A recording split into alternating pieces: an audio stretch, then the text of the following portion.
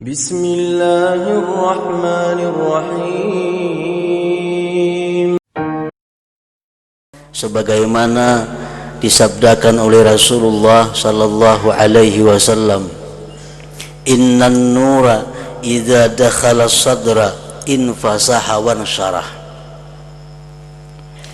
Sesungguhnya cahaya dari Tuhan itu apabila masuk ke dalam hati seseorang, maka luaslah hati seseorang itu dan lapanglah hati seseorang itu.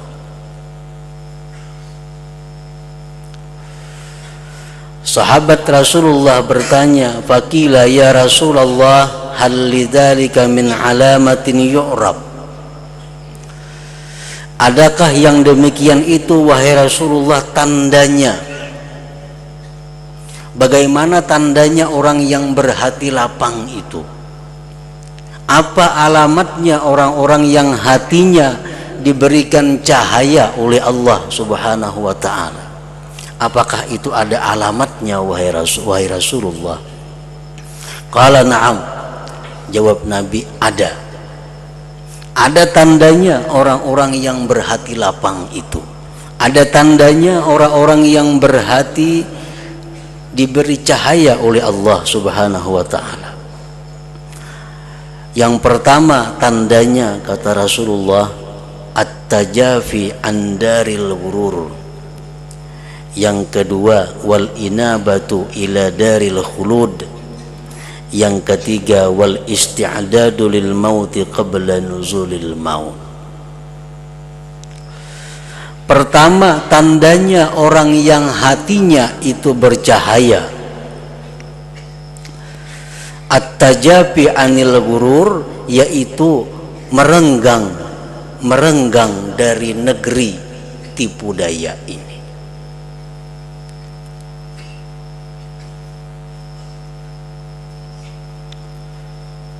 Yang kedua, kembali kepada negeri akhirat yang kekal.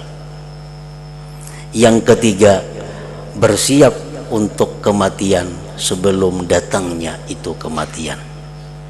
Nah, tiga ini tandanya orang yang berhati lapang, orang yang punya hati diberi cahaya oleh Allah Subhanahu wa ta'ala. Yang pertama, Rasulullah menyebut at-tajafi anil ghurur, renggang daripada negeri tipu daya. Maksudnya renggang itu adalah bahwa dunia itu bukan merupakan perhatiannya yang utama. Dunia itu hanya dijadikannya sebagai bekal untuk hari kembali. Nah, itu yang dimaksud dengan renggang.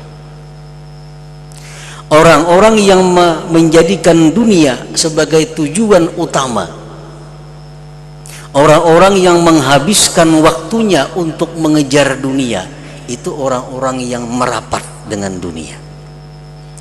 Pikirannya dikatakan 90% pikiran dunia, waktunya 90%, 60%, 70% untuk mengurusi dunia. Ini bukan renggang dari dunia, merapat dengan dunia. Nah, kalau orang yang renggang dengan dunia itu adalah bukan yang utama baginya. At-tajafi andaril ghurur, merenggang daripada negeri yang tipu daya. Kenapa dunia ini disebut dengan tipu daya? Dunia disebut dengan negeri tipu daya. Para ulama mengatakan antara lain, dunia ini disebut tipu daya. Bagaimanapun baiknya dunia ini kepada kita, bagaimanapun sayangnya dunia kepada kita, ujung-ujungnya dia akan meninggalkan kita. Nah, ini contoh tipu daya dunia. Kita dirangkulnya, kita didekatinya, kita diberinya, kita disayangnya, tapi ujungnya dia akan meninggalkan kita. akhirnya kita jadi sedih, akhirnya kita jadi menderita. Nah, itulah contoh bahwa dunia ini tipu daya. Para muhibbin rahimakumullah, pengertian merenggang daripada dunia itu bukan berarti kita menghilangkan pemikiran atau waktu untuk dunia sama sekali. Agama kita tidak melarang kita berurusan dunia.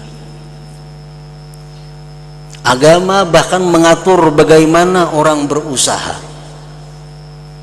Agama mengatur bagaimana orang bertani, beternak, berdagang dan sebagainya. Itu menunjukkan bahwa agama tidak melarang kita untuk mengurus dunia. Namun jangan sampai dalam hal mengurus dunia itu kita disebut orang yang rapat dengan dunia, orang yang akrab dengan dunia. Karena rapatnya kita dengan dunia, akrabnya kita dengan dunia, sehingga menyita banyak perhatian kita, menyita banyak waktu kita, itu menunjukkan hati kita sempit, hati kita tidak ada cahaya dari Allah Subhanahu wa ta'ala. Para muhibbin rahimakumullah, silahkan kita berusaha dunia, apapun usaha kita, tapi para ulama mengingatkan jangan lupa 3 hal. Kalau 3 perkara ini kita langgar, itu menunjukkan bahwa kita sudah termasuk orang yang terjerumus ke dalam jurang dunia. Tapi kalau 3 perkara ini masih bisa kita pelihara, kita masih bisa selamat daripada yang dicela.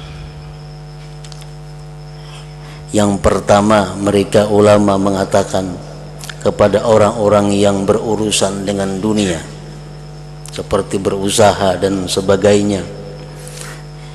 Yang pertama, an-niyatus salihah, niat yang baik. Nak berdagang silahkan, nak bertani silahkan, berkebun, beternak, jadi pegawai, jadi buruh, jadi apa silahkan. Tapi pertama, niatnya bagus. Niat bagus.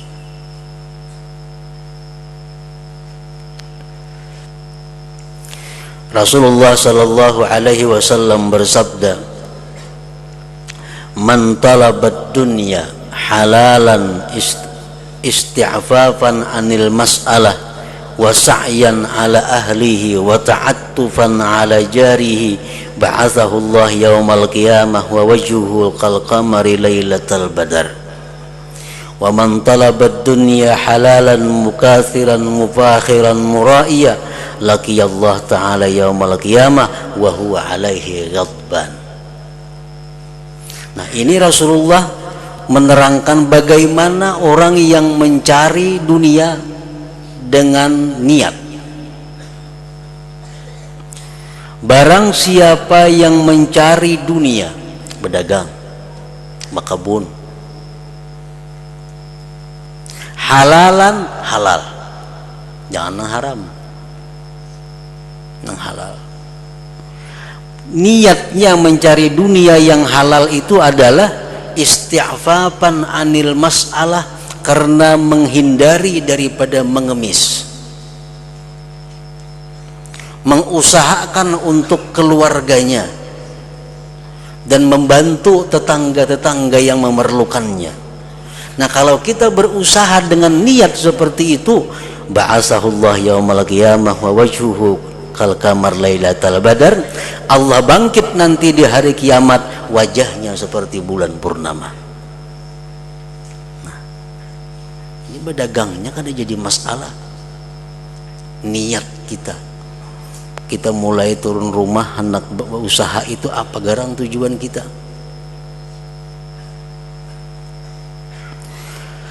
Dan barang siapa yang mencari dunia yang halal, tapi tujuannya, niatnya untuk memperbanyak harta, untuk bermegah-megah, untuk bearai, nanti dia di hari kiamat bertemu Allah, Allah marah kepadanya. Nah ini contoh orang yang mencari dunia tapi niatnya kada baik. Padahal dagangannya sama, nang dijualnya sama. Cuman saya punya niatnya bagus, kayaknya hari kiamat bercahaya wajah seperti bulan pertama, bulan purnama. Nang saya ini niatnya kada baik, Allah marah. Nah jadi silahkan kita mengurus dunia, tapi jangan lupa bahwa niatus salihah itu mesti ada, niat yang bagus. Berusaha dengan niat supaya kawan naik haji, bagus. Berusaha dengan niat supaya kawan umrah, bagus. Dengan niat berusaha dapat keuntungan, saya membantu tetangga, membantu ini sebagainya. Nah itu niat yang bagus. Yang kedua, bagi orang-orang yang berurusan dengan dunia, yang mesti dijaga adalah wifaqus syariah, mensesuaikan syariat. Berdagang sudah diatur oleh agama, bagaimana cara berdagang yang sah, bagaimana cara berdagang yang tidak sah, bagaimana cara berusaha yang diridai Allah, bagaimana cara usaha yang dimurkai Allah. Untuk menyiwakan apa, silahkan menjadi tukang siwa, tapi sesuai dengan syariah.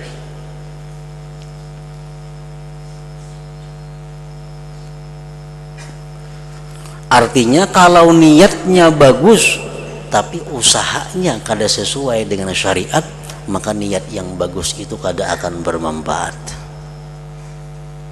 Orang gawian nang haram, gawian menipu orang, tujuan nak bersedekah, menambahi dosa benar. Menambahi dosa bukan dapat pahala. Nah, wifaqus syariah. Yang ketiga, supaya orang-orang yang mencari dunia tadi tidak termasuk dekat dengan dunia, la tulhi an dzikrillah, tidak melalaikan dia daripada zikrillah. Waktu sembahyang kada terganggu, waktu membaca Quran kada terganggu, waktu menuntut ilmu kada terganggu, waktu membaca wirid kada terganggu, karena dagangannya, karena pekerjaannya semua teratur. Nah, berdagang ya berdagang, karena zikir ada lagi jam-jam tertentu. Nah, sehingga dagangannya itu kada mengganggu dengan zikrullah, dengan sembahyang dan semisalnya. Nah, bila mana kita bisa berusaha dengan tiga perkara tadi, niatnya bagus, usahanya sesuai syariah, dan kita tidak melalaikan mengingat Allah Subhanahu wa ta'ala, maka kita termasuk sudah dalam golongan orang-orang yang renggang daripada dunia tadi, yang menunjukkan bahwa dada kita, hati kita lapang, hati kita diberi cahaya dari Allah Subhanahu wa ta'ala.